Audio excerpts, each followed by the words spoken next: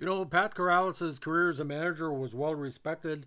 He took on some tough duties in a number of non-winning situations, coaching in Texas, Philadelphia, and Cleveland, and it was a rough go for him in the major leagues as a manager.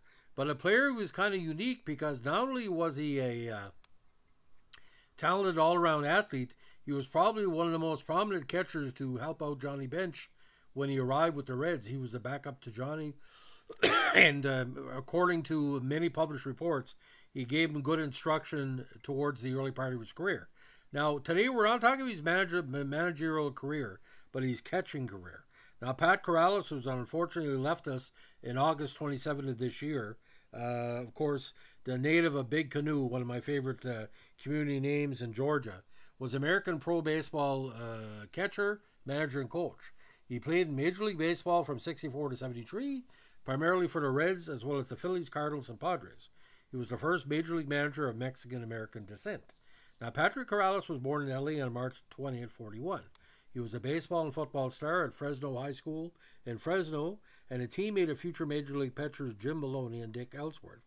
An offensive guard and linebacker for the football team, he was named Lineman of the Year by the Fresno Bee. After high school, he signed as an amateur free agent with the Phillies in '59, the team he would later manage, of course. Corrales made his major league debut at age 23 on August 2nd, '64 with the Phillies.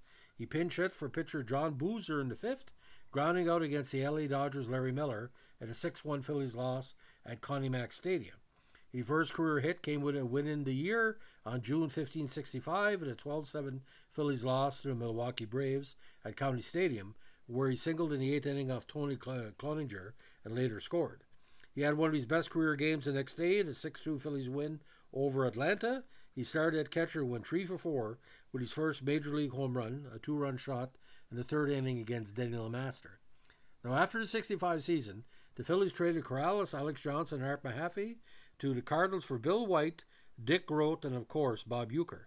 He was a backup to Tim McCarver during the '66 season and spent the '67 season not in the major leagues but in the minor leagues. Now, before the '68 season, the Cardinals gave him another chance by trading him and Jimmy Williams to the Reds for Johnny Edwards.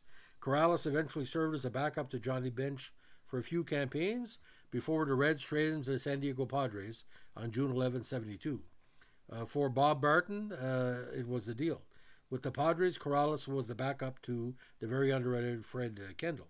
Now, in a 9-year playing career as a backup catcher, he played in 300 games with 166 hits, 4 home runs, 54 runs batted in, and a .216 batting average. He appeared in one game in the 1970 World Series for the Reds and batted once, grounding out for the final out to the series as the Reds fell in 5 games to the Baltimore Orioles. So statistics, again, don't tell the whole story, but in this case, we have to go over them because I want to give you a little bit of context.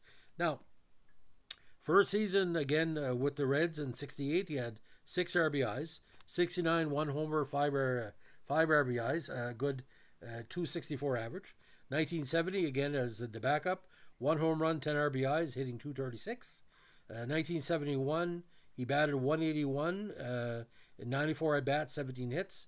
And 72, before the trade, he only played in 2 games with 3 plate appearances. So, again, 5 years in Cincinnati, 2 home runs, 27 RBIs, batting .231, and again a backup to Johnny Bench for the first part of his career.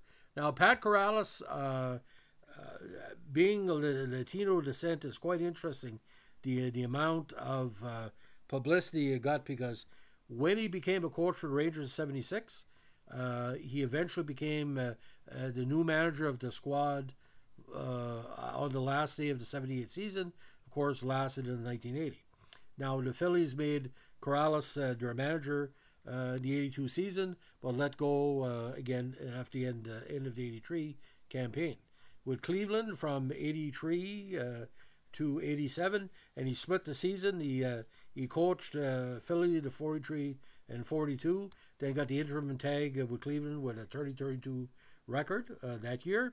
And next campaign, 75 victories, and his best season, of course, was the Phillies in '82, where they finished a very tough second in the NL East. So final managerial record, 572, 634, and 1,216 decisions. So Pat Corrales, again, a very deserving member of the Fresno County Athletic Hall of Fame. It just didn't work out with the Reds because nobody was going to bump Johnny Bench from his, what he called, the 42 home run, 130 RBI mantle. And like I said, anything Pat brought to the table, was bonus. So Pat Corrales, again, big respect for him. I saw him managing Cleveland. I'm a big fan of the AL East because of the Blue Jays, and he always loved baseball, his heart and soul. And he is missed by his family, friends, and colleagues. Like I said, he had a great mind for baseball. So that's the story of Pat Corrales. Thanks for listening. Bye.